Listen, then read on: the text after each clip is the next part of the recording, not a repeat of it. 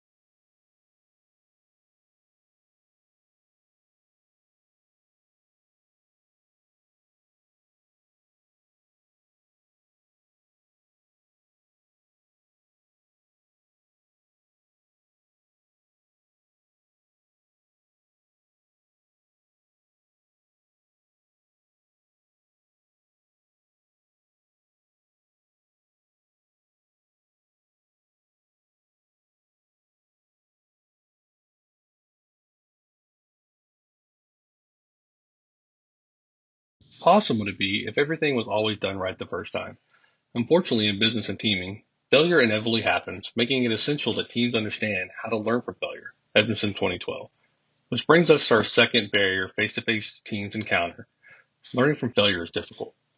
For starters, people are conditioned to view failure as unacceptable to the point that we strive to avoid it and ignore it when it happens. Edmondson 2012.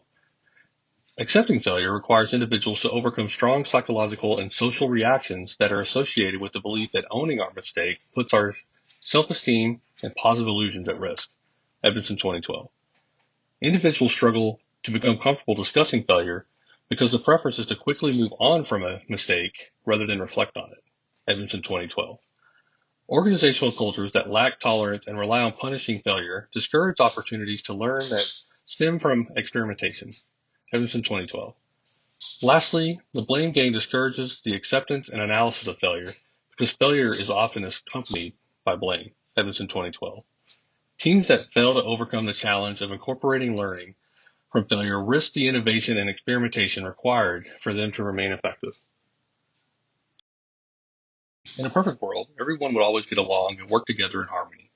The reality is that conflict is almost certain to arise during teaming.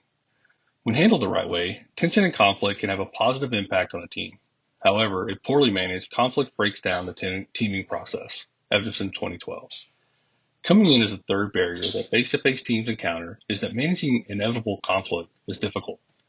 The values and beliefs that make up the diversity that strengthens teaming also makes it difficult to manage conflict due to a blind loyalty to our own beliefs and naive realism. Edmondson 2012. The diversity of teams also often results in conflicts that arise from communication deficiencies derived from varying degrees of knowledge and work experience. Edmondson 2012. Furthermore, a lack of comfort with pushback fosters a tendency for individuals to shy away from conflict rather than embrace the opportunity to refine analysis. Edmondson 2012. Lastly, conflict often leads to defensiveness, which ultimately lowers our IQ and reduces our capacity to solve problems. TAM 2015. Without intense focus on managing conflict, teams lose their capacity to effectively collaborate.